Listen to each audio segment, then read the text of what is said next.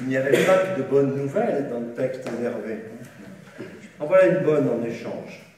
Le tireur à la ligne ajoute la langue à la langue. Vous connaissez tous le début de L'étranger. Je vous rappelle le premier paragraphe. Aujourd'hui, maman est morte, ou peut-être hier, je ne sais pas. J'ai reçu un télégramme de l'asile, mère décédée, enterrement demain, sentiment distingué. Cela ne veut rien dire. C'était peut-être hier. Donc le tireur à la ligne injecte une phrase entre chaque phrase du texte souche pour obtenir un nouveau texte dont l'intérêt ne vous échappera pas. Aujourd'hui, maman est morte, ou peut-être papa. En tout cas, aujourd'hui. Ou peut-être hier, je ne sais pas. Je rêvassais au bureau, en ville. J'ai reçu un télégramme de l'asile, mère décédée, ou père. Enterrement demain, ou après-demain. Sentiment distingué, condoléances sincères. Cela ne veut rien dire. La nouvelle m'est tombée sur la tête comme ça, ce matin, comme une farce. C'était peut-être hier. J'ai du mal à me souvenir.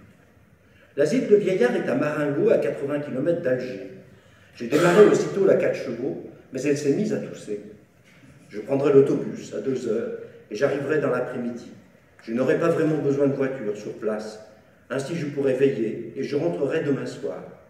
Il faut dire que j'ai pas mal de choses à faire en ce moment. Cela tombe assez mal.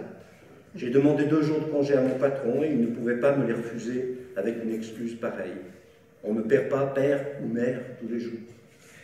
Mais il n'avait pas l'air content. Il avait son pli entre ses 2 yeux et sa bouche qui descendait sur les côtés. Je lui ai même dit « Ce n'est pas de ma faute ». L'argument était de taille.